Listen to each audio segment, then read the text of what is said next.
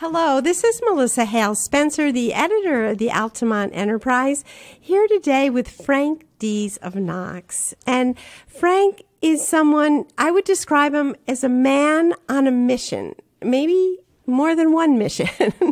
But where Frank and I intersected before was a number of years ago, 2012 to be exact.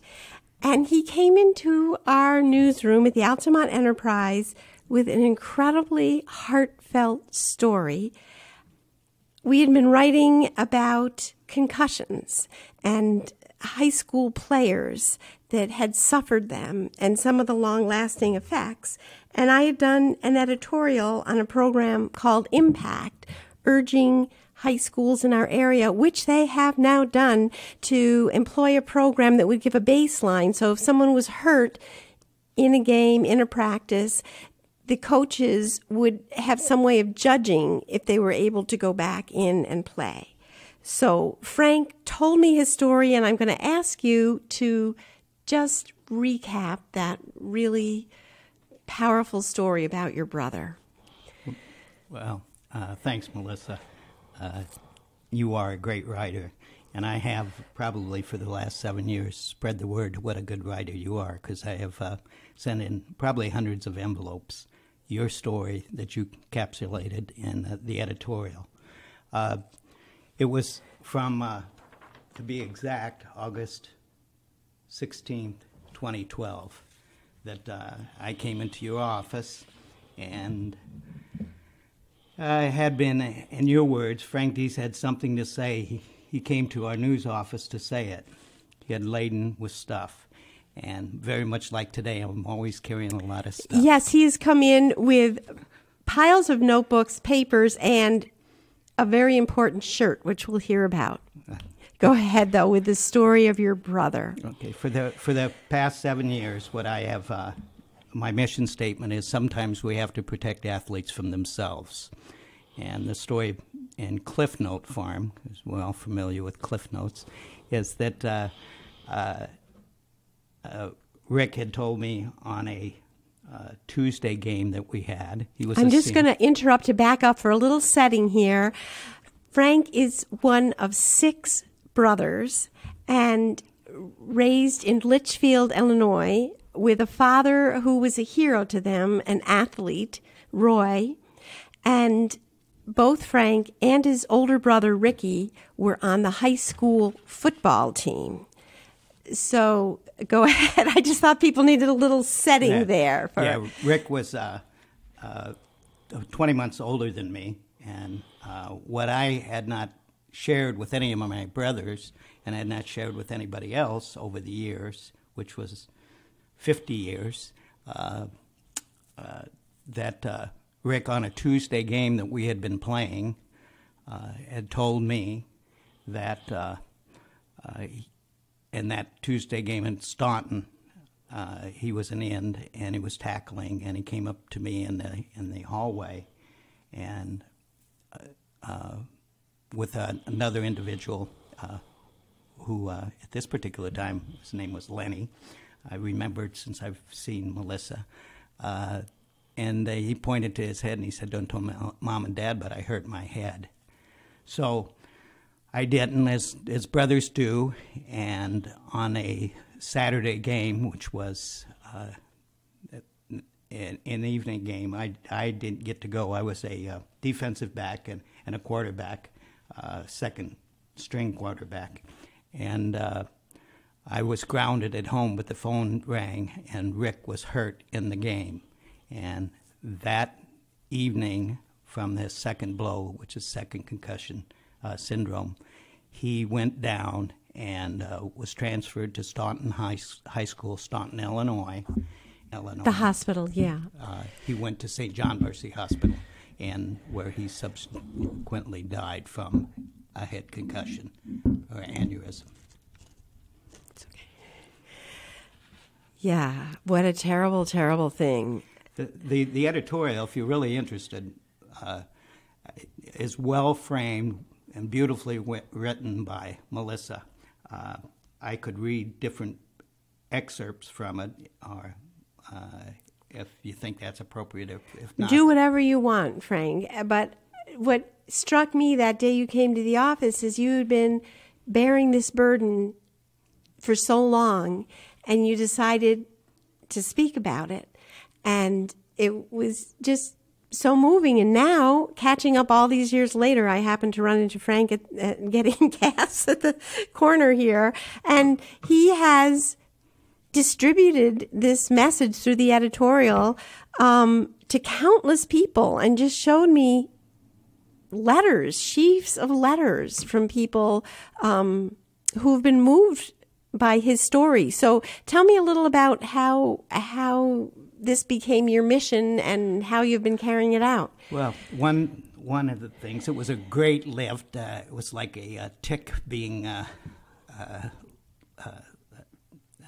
punctured and being able to express it openly and so forth. And the more I have over the last few years spoke, the easier it is.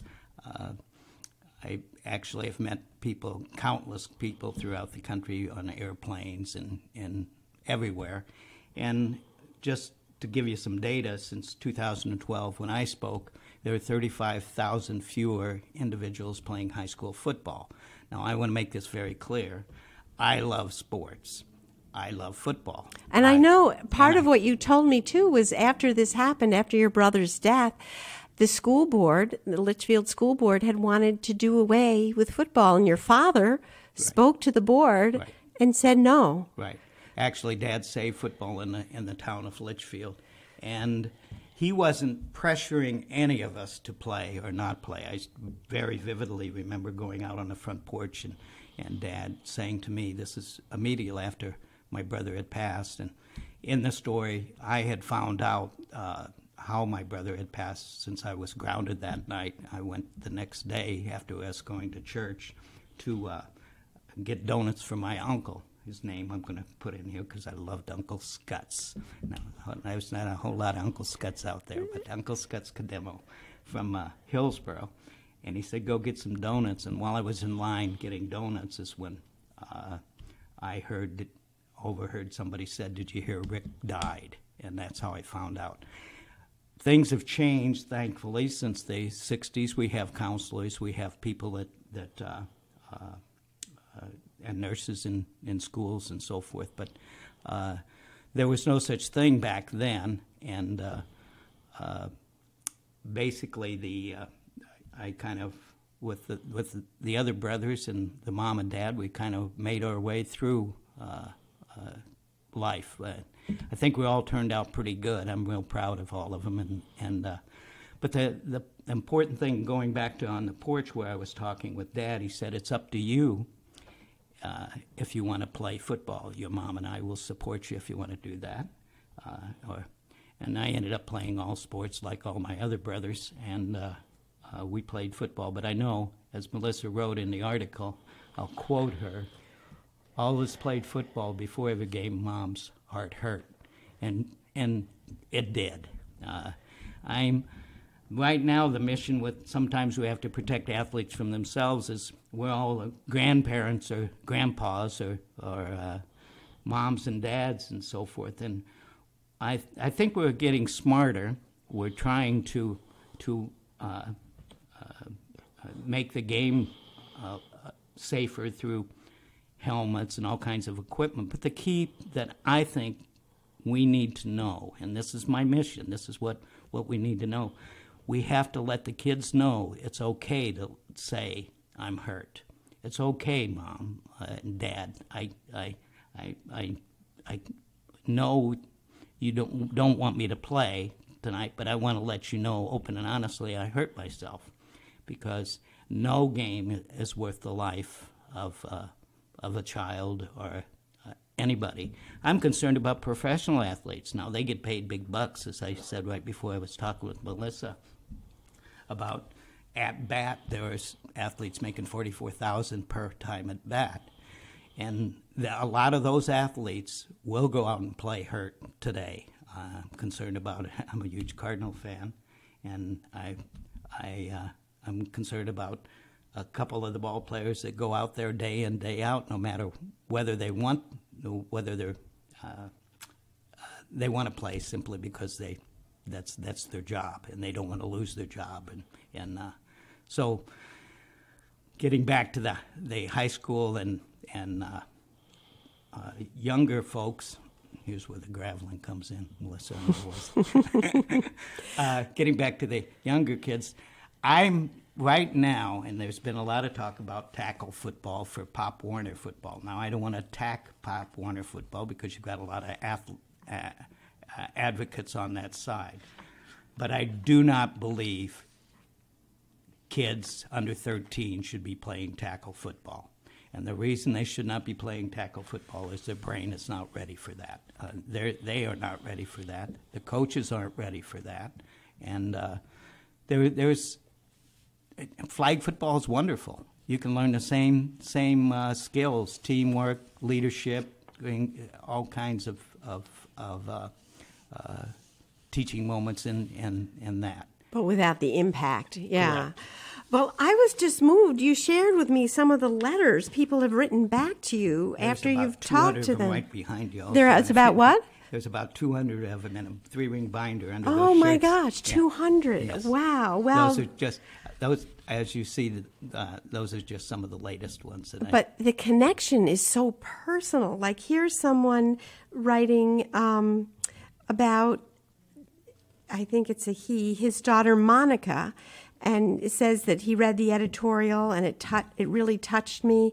It's because of reading your article that I insisted my daughter Susanna, a West Point cadet, see a medical staff after she fell off of her horse head first. So, I mean, just you again... want to know how I met her? No, how? It was very, very... I was coming from Illinois driving, and I stopped. I know every rest stop between here and Illinois.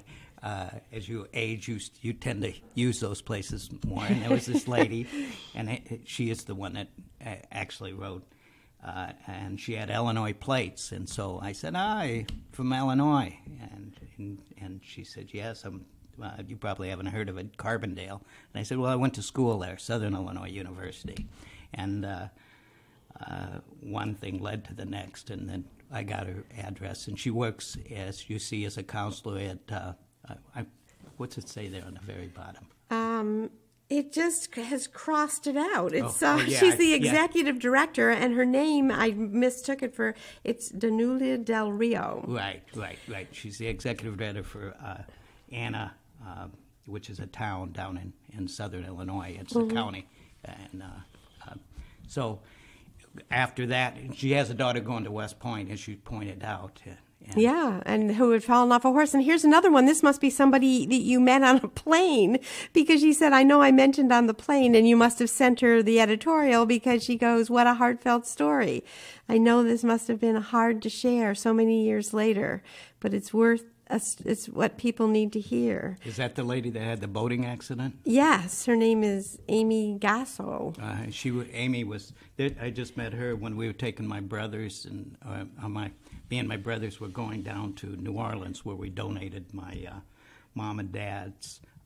There were 270 letters from my father to my mom during World War II. Well, let's take a side trip and hear about that, because that seems to be another mission that you're on, and you've come with notebooks involving that. So tell us, first of all, how did your parents meet each other? How did they... Dad was from I went to Carbondale. I'm a graduate of Southern Illinois University. They have it is, and Dad was from Edwardsville. And when I was going to school down there was the branch is what it was. SIU was just starting, and I will bring in how Mom and Dad met here. But Carbondale was a school of about 30,000, and it's hurting right now. It's only about 15,000. And the reason it is hurting is because a lot of the scholarships have been cut and they've lost. But the branch is in Edwardsville, and it was just a couple thousand, and it's now about 15,000. So a lot of the folks have gone there. But Dad, being from Edwardsville, and Mom was in Granite City, where I was born, and a couple of my other brothers were born, they met at a Halloween dance. Oh, were they in costume? Yeah. I wonder if they... I'm not really sure. My brother Bill, and I want to give him a lot of credit for, he scanned 5 volumes of those letters that we donated, the original So letters. your father was either drafted or volunteered for World War II? No, he was drafted. It was during World War II. And he served from 1943 to 1946. And what theater? He was in the European theater? Yes, and he was under Patton's army. And there's the individuals that we met, and that's going back to that lady who I met there on the plane. We were going down to meet with the curators of the National World War II Museum, which happens to be in New Orleans, to donate the original letters. And you told me when I asked why New Orleans, so can you share that with our listeners too? The Higgins boat, where everybody is pretty familiar with that, was used in the D-Day invasion. Right, where they dropped, and you see the folks going onto the beach and so forth. The Higgins boat was created by a man there in New Orleans, and 92% of those boats were manufactured in there, and that's why the museum started out small, and then in I think 2006 became the National World War II Museum.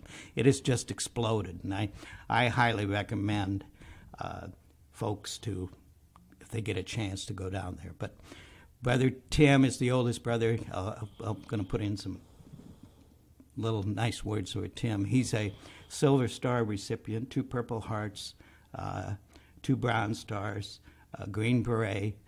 So he served in the Vietnam era? Right, and he's the oldest brother, and I think I showed you a picture of him. And then Rick was the one that passed away in a football game, and then I was number 3. We used a number systems like a lot of families. I was number 3.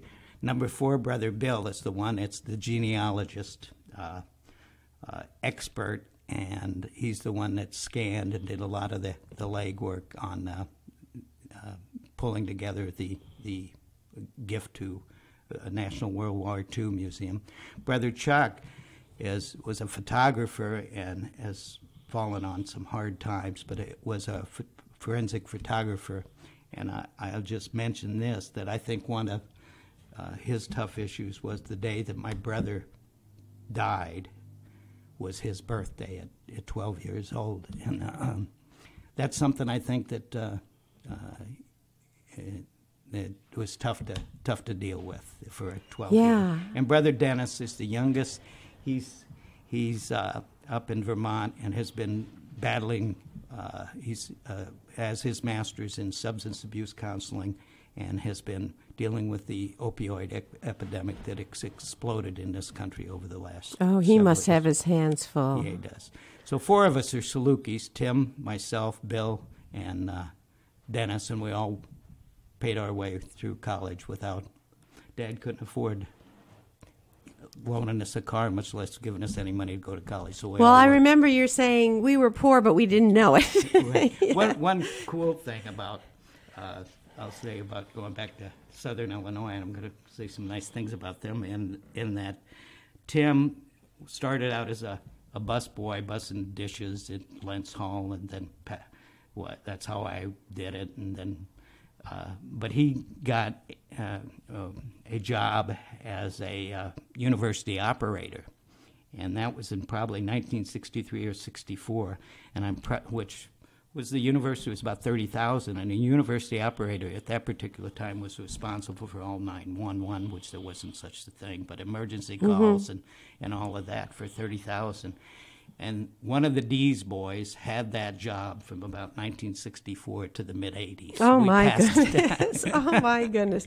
Well, so your older brother was responsible for scanning these. And that's number 4 brother. Oh, okay. The genealogist? 4. Yes. Yeah, okay. Yeah. And they were handwritten letters that were sent? Yes. And is it just the letters that your father sent to your mother, or does the collection include the letters that your mother sent back to your father? I almost brought you to show you a picture. Yeah. But Mom's, they were mostly Dad's letters and some other documents, postcards and so forth. But Mom's letters were sent to Dad, and Dad was out there in a theater, so he didn't... No place to save them. Yeah. But he wrote some of the letters on the back of envelopes that Mom had sent him, so he was using paper from the field and so forth. But well, I saw a picture you showed me of the stacks of them tied up in ribbon. It just seemed so romantic. Oh, yeah. So were they mostly?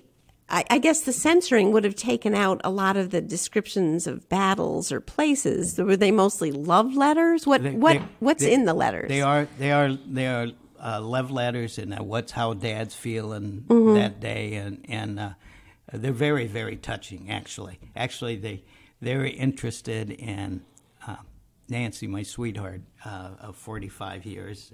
We worked with deafblind kids back in the day. Said, Frank, this reads like a love story. It should be a playwright. And I've heard a couple people there at the curator's office talking about that. So, wouldn't that be something? Yes. Well, so what was the museum's interest in this collection of letters? Do they have a number of such collections, or what is their mission with it? Not only the letters, they have a room where the museum is huge. I mean, it started, it's exploding, and it is just because that greatest generation is dying every day, and they have different floors of artifacts from cookies that were in at the time of World War II, to what type of machineries, to the Norden bombardier, where they said they could drop a bomb from 20,000 feet inside of a pickle jar, but that was a little exaggeration. But the bombardiers were told that they had to guard that with their life. If it went down, they couldn't let that in enemy hands. Across the street, they have a theater, which is 4D, where the chairs, they actually take you from the beginning of the World War II to the end of the World War II. So it's very educational. It's super. It has.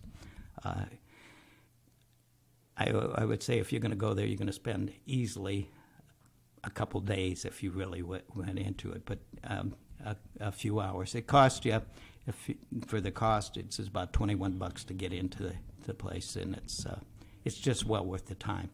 So was it hard for you as a family to give up this, very sentimental, important piece of your own family history? Not really. I mean, I think the way we look at it is that the grandchildren are very interested, and we made copies. My daughter's interested, and I made copies. Bill had given it to all the brothers. But those pieces of paper, if not preserved in the right climate, are just going to end up in somebody's basement getting wet or destroyed or whatever. So I think that's it. I'd like to talk a couple more minutes about concussion stuff, though. Yeah, we can go. We took a long side trip, but I just find you do everything you do with such passion, and I don't think these notebooks are a coincidence because you have a sense of gathering up something. But yes, let's hear more about the mission with the concussion. Well, and I hope this is fine with you that I've always shared. I think it's wonderful. Okay. And I want to say something about, I've never met Carol, but Carol Coogan, yes. She is just a wonderful artist, and in the editorial, which I want to say it again, it was in the Altamont Enterprise on Thursday, August 16, 2012. 7 years ago, can you imagine No, that went very fast. They do. But, and Carol has done one of her lovely pen and ink drawings with all of her cross-hatching that I love. And there's you on a train, because you were a train conductor for so many years, and a large heart that's almost glowing like a moon, held carefully. And there's my brother's 54. Yes, his football jersey number 54. Right. And how did you come to have that? It was in the trophy case along with, I think you quoted the... They retired the numbers, Ricky, I remember. Yes, they retired the number. Ricky had a lot of friends, which he did. He had a lot of girlfriends. I'm finding out more and more at 17. This guy had a lot of girlfriends. But busloads of kids from all of the schools came to the wake for Rick. Ricky had a lot of friends, said Frank. One of his friends, Jane Elledge, wrote a poem about him. It's on his. It's his epitaph on his. The last stanza was engraved from the poem, and that's on. And it says, "Now we are better for having known him, for he taught us to live each of life's little parts. And even now he's not really gone, for Rick lives within our hearts." And that's on the back of the yearbook picture, the entire poem, but that's the last stanza. And I like a lot of folks go out and visit Rick often, and I think of Jane when she did that at age 17. What a articulate lady she was. Well, do you feel like your mission in spreading the word about concussions is kind of a tribute to your brother? Is that part of what fuels you in doing this, or? That's a good question. What I think, why I do it, is I don't think I want any family to go through the pain, and any parents to go through the pain that our family did. And it was because of our loving mother, St. Elizabeth, she's up there, Betty, and Roy. They raised 6 boys. We roughhoused, and we learned the limits of what roughhousing was about. We played sports. We loved sports. We knew we loved our parents. So I think my mission is simple. There's a lot of single parents out there trying to be moms and dads, and sports is a great outlet. But at the same time, it's an outlet. There are dangers out there, and one of those dangers is head concussions, and which I think society is becoming more and more aware of. Now, the answer to that is not to play sports. The answer to that is to be smart about sports. Yes, we can create equipment, and I think that's back because it's a big business. The NFL is a huge business. If you really want to know about concussions and the medical aspect of it, there was a great movie, I guess 4 years ago, with Will Smith, who did a wonderful job. It's called Concussion. I recommend that you see that. CTE is relatively new. CTE is the term that the pathologist who discovered that the brain is not meant to bounce off of a skull. There are individual sports, there are team sports, and like I said, I love football, but you have to be smart.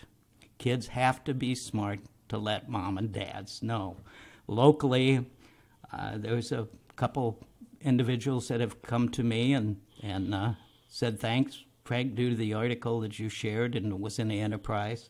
This is over in Voorheesville and one over in Schenectady. My daughter had a concussion, and she brought it up to us. Thanks, because we talked about it. And that's what parents have to do. If you're a single mom, if you're a single dad, you have to talk. You have to talk and say share that not like in the hallway, like my brother Rick, don't tell mom and dad because they won't let me play. That's not the answer. It wasn't worth his life. I think many times with all these different girlfriends, how many grandkids does he would have there? But also, when you talk about sharing and telling, part of it too was you felt so guilty. You were just a boy, and you kept this secret in all these years. And it just is important for people to share. I think that's true. There was was going to go through this. There was a couple things that I wanted to rebut with you, since we've really never really shared, and that's really kind of good.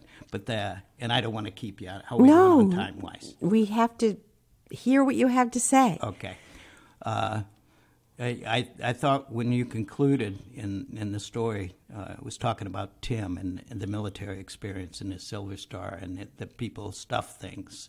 And I think it really is important for people to get things out. This is your brother who has the Purple Heart and that you mentioned in Vietnam, and he wouldn't talk about his war experiences. But I don't think I ever really felt guilty. Okay, I don't know what I felt is a sense of commitment. It's kind of like I worked for mental health for 20 years almost, and confidentiality is important. So I almost was carrying that. I see. When because you swore you wouldn't tell. Yeah, I wouldn't tell. But when I did, and it reached the point where Mom and Dad, what was it going to matter to them? Was it going to help Mom or Dad to share that Rick told me in a hallway he was hurt? And I couldn't see how that would help at all. So you were protecting your parents, right? Which I've since learned. You learn things as you go and open up and talk to people, and to your point.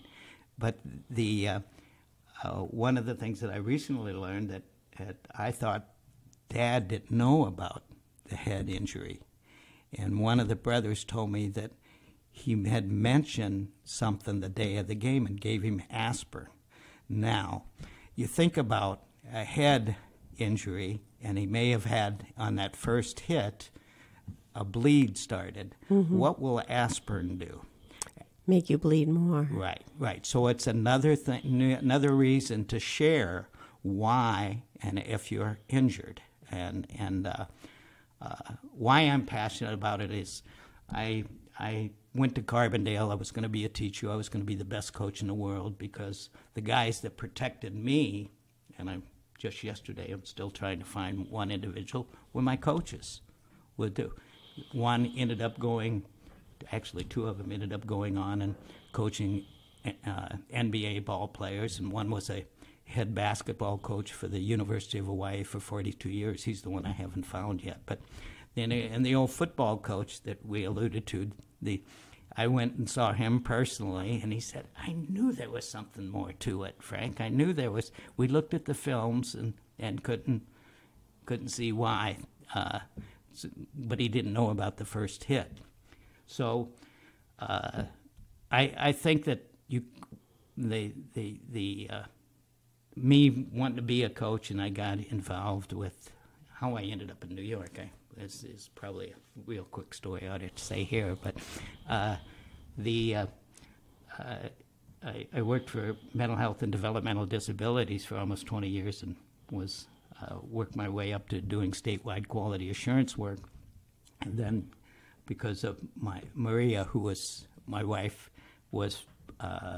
received her master's in behavior analysis, and her folks were from Hungary, and she was from Guilderland. She wanted to come to the Guilderland area. And believe me, the ladies get their way. So we ended up moving out here, and the individual that was the head of the Department of Mental Health and Developmental Disabilities in Illinois was Dr. Blanton, and he became a commissioner down in Long Island and was working for the department here in New York. And he said, Frank, come on out, we'll take care of you. Well, we made the move, and wouldn't you know it, he dropped dead of a heart attack. So that's how I ended up going all over the place looking for a job, and everybody was asking what political affiliation I was and so forth, and I never got a job like that one, and I'm glad I didn't. The only place that didn't ask me was the railroad, so I went to work for them. But that's that story. And you liked working for the railroad? Well, I did, except my back doesn't like it now. Oh, well. A good doctor once told me, he said, Frank, it's like an old car that you put a lot of miles on the shocks, and due to the vibration of the train, you wore those things out. So but yeah, I